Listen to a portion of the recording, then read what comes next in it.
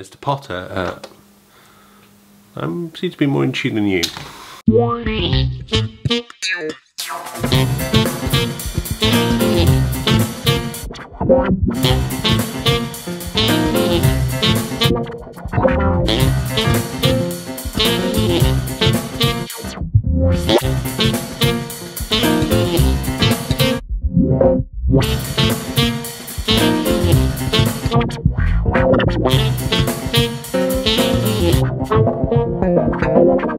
Hi, welcome to today's vlog. It's been a while, it's been nearly a week since I last spoke to you. I did say I'd try and get a vlog in this week. It has just been so crazy. Later on in today's vlog, I am going to be drawing this Dario Woodwind's Christmas present. I'm not going to be opening it. You can open it if you've won. Of course, there's no point trying to enter the competition now because it's closed, because I'll give the prize at the end of today's vlog. But thank you to all of you who have entered the competition. Well, that's going to fall. Let's not let it fall. It's so amazing to see how many people from all over the world are watching this vlog. It just blows my mind, and I'm so grateful to every single one of you. If you're finding this useful and you're not already, please hit that subscribe button. It makes a huge difference to the quality of videos that I can make for you, and it means that you get notified as soon as a video comes out, which is always good for you because you can be amongst the first people to ever watch it. What's coming up really soon? Well, on Sunday I have the Jazz Carols in Westminster, which I'm going to talk to you about the transcription thing in one moment, and I've also got a follow-up to Santa Plays Sax.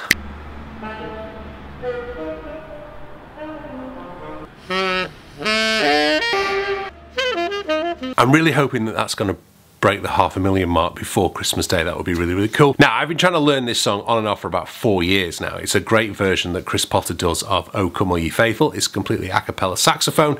It's a really difficult arrangement. One of the things though, when you're transcribing is so important.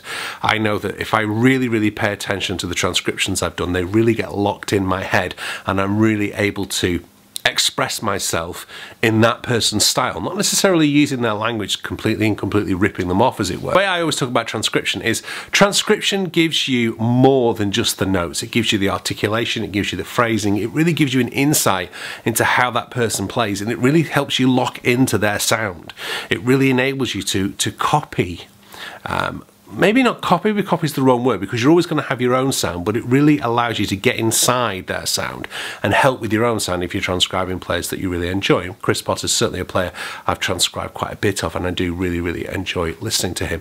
So what I'm going to show you today, I'm going to use Logic. I've spoken about Logic versus Pro Tools. You can use something as easy as GarageBand if you're in the States. Sorry, I'm English. But what I tend to do is you put the track in, and what's quite useful to do is to pan to the far right, yourself or Chris, whoever else you're transcribing. So have that on one side, have yourself on the other side, and it just helps you to kind of listen back with a critical ear as to where you're getting it right, where you're getting it wrong. So that's what I'm going to try and do now. I guarantee, now I'm filming it for you guys, I will get most of it completely and utterly wrong.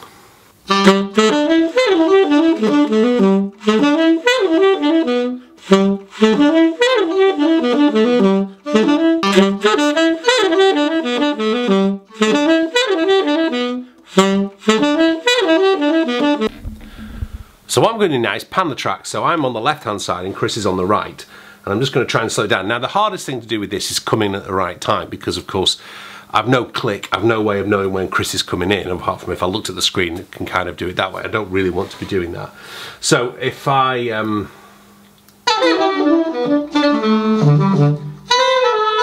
some intonation's not quite there, locked in together there.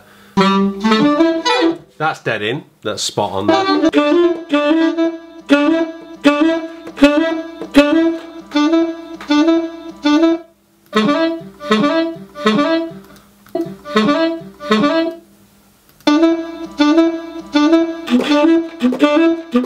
So I'm overdoing a C sharp there that Chris is sort of ghosting. He's going, and I'm going. You can hear I'm going. That's Chris. I'm playing 3 notes there. So that's certainly something I can learn there from what Chris is doing. Mr. Potter, I seem to be more in tune than you.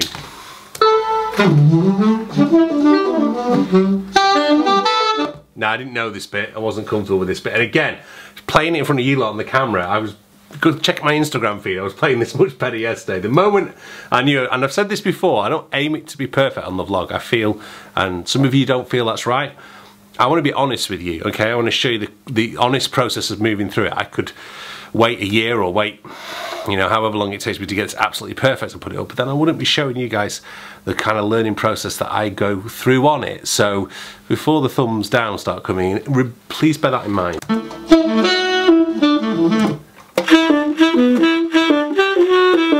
So there you go, that's how you can use Logic. Obviously, I could have easily chosen a piece I can play of Potter's, I have transcribed, but that's the O Come Ye Faithful. I need to get that ready before Sunday. Better keep practicing. Finger is still hurting. A few of you are asking me about it. Yeah, it's still giving me issues, which is horrible as well because it slows things down when it comes to playing. So, but definitely use Logic, GarageBand, whatever. Just put the recording of the person you're trying to transcribe and then record yourself next to it, and then split it up either channel. It's a very humbling experience, but it's a great way of just, you know, teaching yourself how far off you are off their real recording. I'm way off on that one.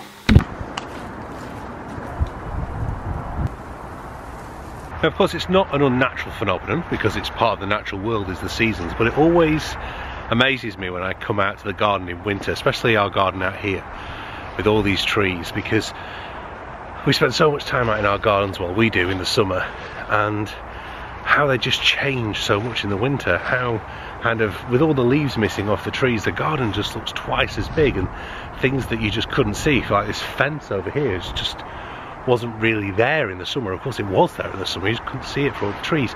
And all that hibernating in winter, all that hunkering down and really getting the practice done, really shedding things like scales and arpeggios and transcribing things, can really start to pay off months later, but you can't really get the payoff at the time. Hope that makes sense. Just kind of made me thought when I came out here with the camera.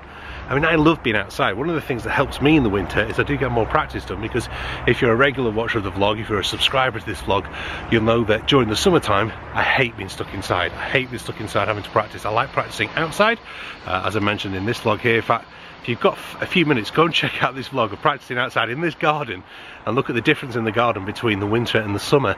It's quite remarkable, but that's a weird kid's digger. But yeah, just accept sometimes those seasons in life. Accept that, and not just in music, in all kinds of life, there are going to be moments of growth, and there are going to be moments where you've just got to hunker down and just get through the bad weather, get through the storms that are around in life, and push through those, because spring will come, summer will come, and then you'll be able to enjoy the fruits in the autumn. That's rather poetic, isn't it, Dan? We'll see. So much of my time when I've got a busy gig like I've got on Sunday, well, this Jazz Carols thing, is just taken up with endless emails and backwards and forwards, mostly trying to prepare for the rehearsal on Sunday so that it can all run smoothly. It's just, oh. Looks like Microsoft I don't want to use Microsoft for the digital job I do, but I can't show you much more, but they've gone dark mode for Outlook. Quite impressive. Let's see if they can actually make the thing work properly.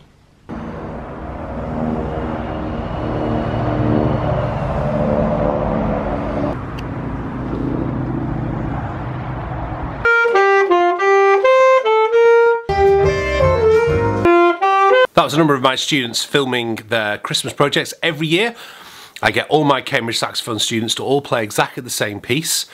We choose a different one each year from a jazzy Christmas book, and then they all record it. Hopefully at least 2 or 3 of them can get all the way through it, even with the difficult bits, but some of them, it's amazing to see the progress they've made in a year. And I love that about doing a Christmas project, because so often you can't, like watching a child grow, you can't really notice the progress unless you don't see them for a while. And obviously I see my students most weeks if they're studying, or even every month, and it's very difficult to get a grasp of how far they've progressed until we film today's video, and then we go back and we watch last year's, and we hear the difference in tone, in articulation, in just the length of stuff they're able to play. Anyway, that will be out just before Christmas. Keep an eye on the Cambridge Saxophone Facebook page. It's time to draw the winner of this prize. So I'm going to go over to the computer, draw a name out of the hat. Well, Gleam is going to do that. Thank you to every single one of you who has been part of this competition. It's great to see so many of you. Thank you for those of you who have come over and subscribed. If you haven't subscribed already, hit that button, but also come over to Instagram. I really want to try and build my followers up on Insta. It's a different kind of social channel. It's somewhere where I find it a bit easier to post more frequently to than YouTube, because obviously with YouTube we need to try and make a vlog episode out of it. So let's see who we've got as a winner. Oh yeah?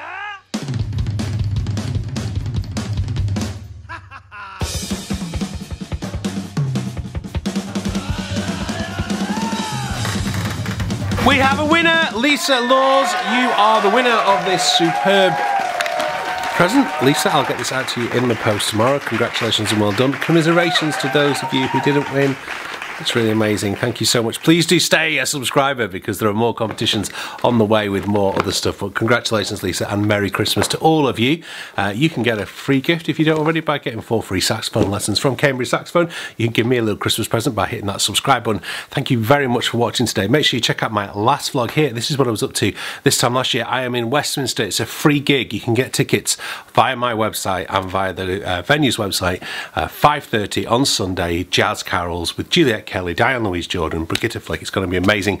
I am going to be back with you next week. Make sure you hit me up with some questions for a Q&A. Thanks for watching. Bye bye.